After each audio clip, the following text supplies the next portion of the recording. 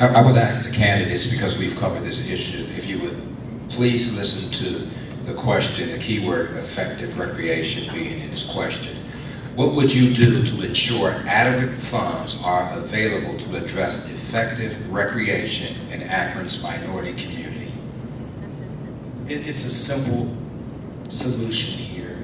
I've been telling everyone all night that my priority is on making Akron a great place to live, work, and raise a family.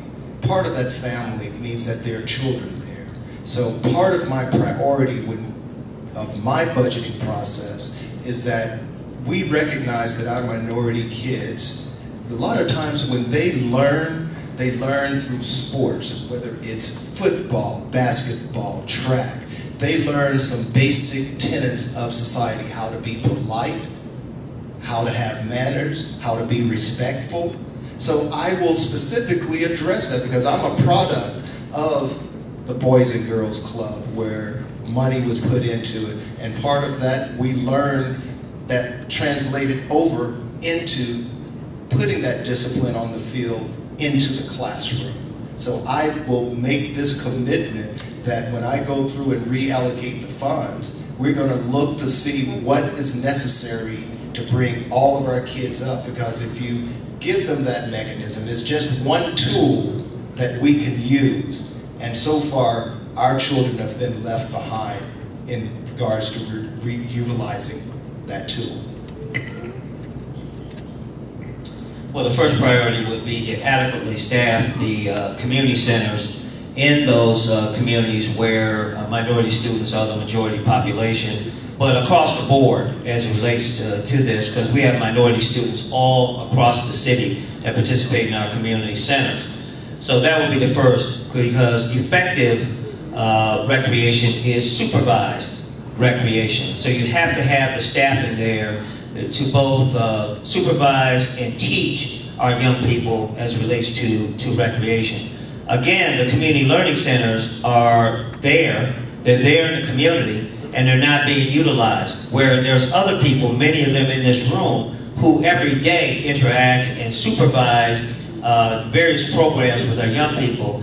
They need to be able to get in those centers and expand their programming so that more and more children are taken care of. Secondly, there has to be a variety of programming. It cannot just be sports. It has to be the arts, it has to be music, it has to be various things to attract different young people.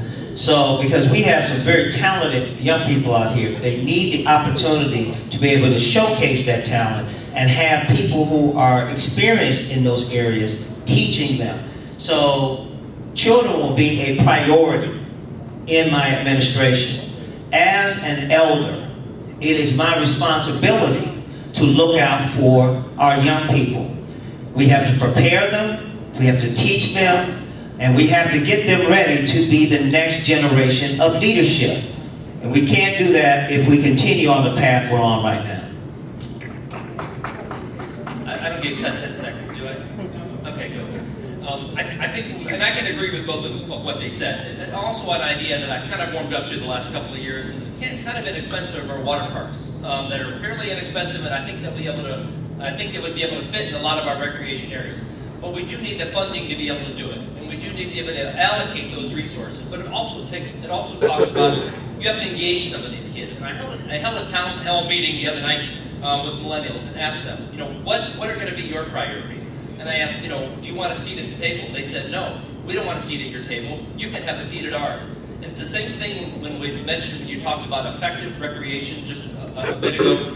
You have to find out in each different community what's going to work, whether it is sports, whether it is the arts and the culture. And it could be different, like any other model that you do. When you look at business development in different parts of the city and what may work and what may not work, you have to engage the community first. And Mike is right. We as a society need to take care of our children. And that means asking them and engaging the parents too of how we're going to get them to stay and how do we make this even a better place to live. Yes. There have been great answers, but I think when you talk about being effective, you first got to put your money where your mouth is. And part of what I'm advocating, and remember earlier when we talked about the online checkbook. You can fact check me without having to make a public records request as to whether or not I have allocated a line item to support effective recreational opportunities for our children. That's what we've got to get back to, is being able, we can make all the promises you want, but here what I'm offering is accountability and transparency. So you can fact check me as your mayor as to whether or not I kept this campaign promise.